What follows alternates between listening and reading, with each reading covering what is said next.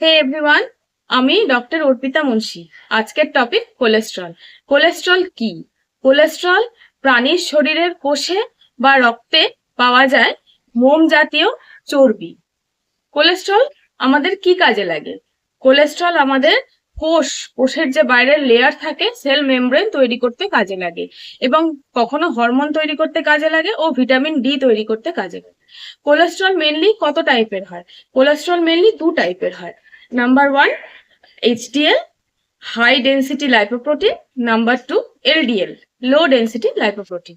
HDL আমরা অনেকেই জানি, এটাকে গুড কোলেস্ট্রল বলা হয়, কারণ শরীরে রক্তে যত কোলেস্ট্রল আছে এই এইচডিএল সমস্ত কোলেস্ট্রল লিভারে নিয়ে গিয়ে জমা করে এবং সেটিকে সেখান থেকে বের করতে সাহায্য করে।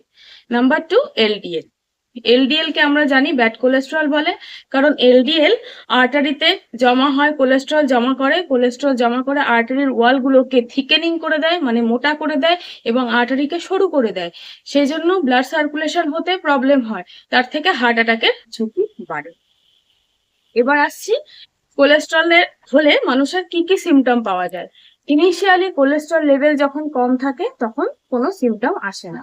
যখন কোলেস্ট্রল রক্তে বাড়তে শুরু করে তখন বুকে চাপ চাপ লাগে, বুক ধড়ফড় করে, দুর্বল লাগে, মাথা ঘোরে, হাত পায়ে টান ধরে। কখনো আমরা দেখতে পাই চোখের উপরে এখানে সাদা সাদা হলুদ হলুদ ফ্যাট জমা হয়, কখনো স্কিনের মধ্যে, হাতে, এলবোতে, নি জয়েন্টে, নিয়ের আশেপাশে এরকম ইয়েলো কালারের, হলুদ হলুদ কালারের ফ্যাট জমা হয়। এবার আসি কোলেস্ট্রল হলে তার ম্যানেজমেন্ট।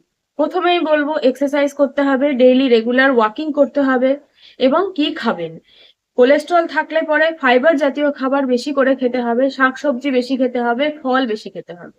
কি কি খাবার অ্যাভয়েড করতে হবে?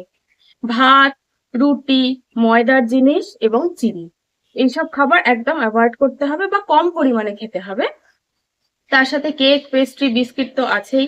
অ্যালকোহল অ্যাভয়েড করতে হবে, স্মোকিং অ্যাভয়েড করতে হবে, এবং প্যাকেট জাতীয় খাবার, যার মধ্যে লেস, কুরকুরে বলতে পারেন, বা কোনো সফট ড্রিঙ্কস যেগুলো হয়, বা ফ্রুট জুস, যেগুলো প্যাকেট জাতীয় ফ্রুট জুস যেগুলো বাইরে পাওয়া যায়, সেই খাবারগুলো অ্যাভয়েড করতে হবে। এবার আসছি হোমিওপ্যাথি ট্রিটমেন্টে। আমি দুটো মেডিসিনের নাম বলবো।